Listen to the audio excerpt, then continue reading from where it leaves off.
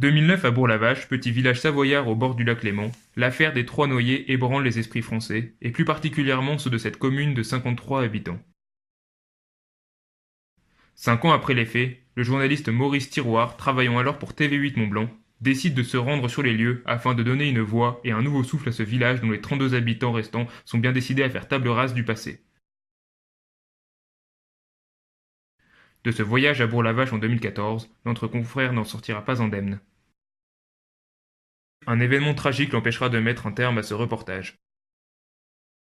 Avec de grandes difficultés et l'aide de plusieurs vachelois, les équipes de notre rédaction ont pu retrouver une partie de ce reportage intitulé Bourg-la-Vache sur la tête de l'eau. Pour la toute première fois, découvrez ces images inédites.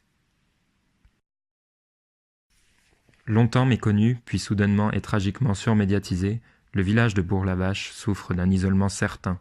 Nous avons rencontré Mélanie Sadoul, éleveuse de poules de 23 ans, fière vacheloise. Celle-ci est décidée à défendre son village. Mélanie, bonjour. Bonjour. Vous avez chaleureusement accepté de nous accorder cet entretien aujourd'hui pour nous décrire le nouveau visage de votre ville et de ses habitants, 5 ans après les tristes événements qui vous ont tous bouleversés. Comment se porte Bourg-la-Vache aujourd'hui? Comment se sentent les Vachelois? Vous savez, Bourg-la-Vache va très bien. On est une petite ville. Les gens se connaissent tous et on se soutient entre nous. Parez-vous.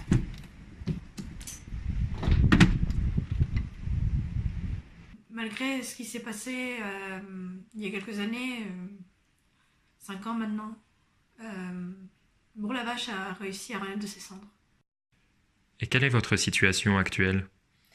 Je suis éleveuse de poules. Dans notre famille, on se transmet la passion de l'élevage. Déjà petite, je courais après les poules et puis vous savez, on est des gens simples.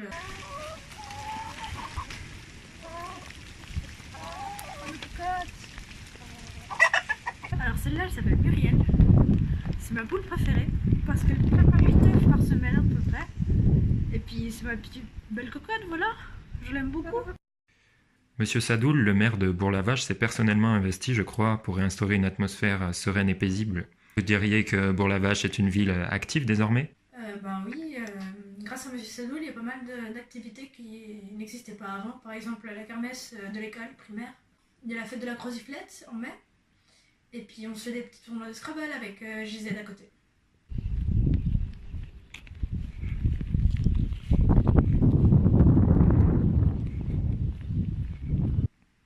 Puis-je vous demander s'il existe un lien de parenté entre Monsieur Sadoul et vous? Non, vous savez, il y a pas mal de Sadoul dans la région.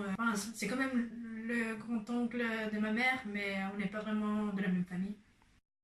Vous connaissiez donc les malheureuses victimes qui ont péri dans le lac Léman? Oui, c'était mes voisins, les Bates. C'est vraiment fou ce qui leur est arrivé. En plus, je connaissais Olivia. Elle était à l'école primaire avec moi. Et ouais, ça a été un grand choc. Et ses parents aussi? Il me semble que c'était des amis de vos parents. Oui, Jacques et Michel me connaissaient mes parents depuis longtemps. Ils avaient acheté le terrain des Beauchatons qui appartenait aussi avant à ma famille. Et comment avez-vous réagi lorsque vous avez appris la terrible nouvelle? J'étais comme tout le monde, extrêmement choquée. C'est vraiment n'importe quoi. Le fou qui a fait ça, attacher les gens, puis les jeter dans le lac, surtout en leur mettant des tissus dans la bouche pour pas qu'ils crient, je sais pas. C'est vraiment n'importe quoi. Mais c'est vraiment terrible.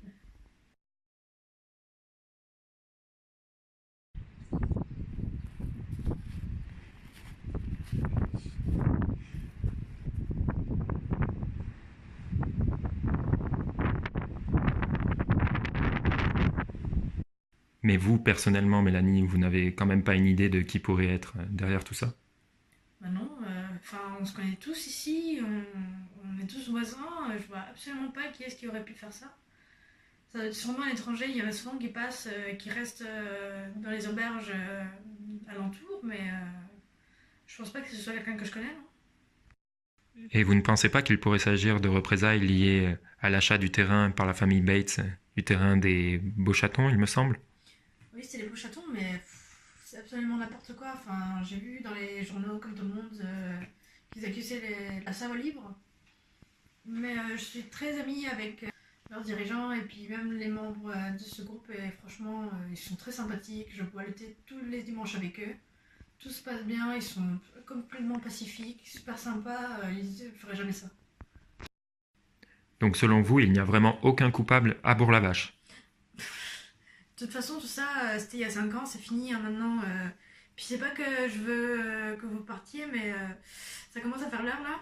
Oui, mais Mélanie, je devais aussi vous parler. Non, non, non, non. Moi j'ai des trucs à faire. Finissez votre thé ou pas, je m'en fous. Vous êtes Moi, sûr? Parce que je devais quand même vous parler de l'autre hypothèse. Non, arrêtez de filmer s'il vous plaît, arrêtez de filmer.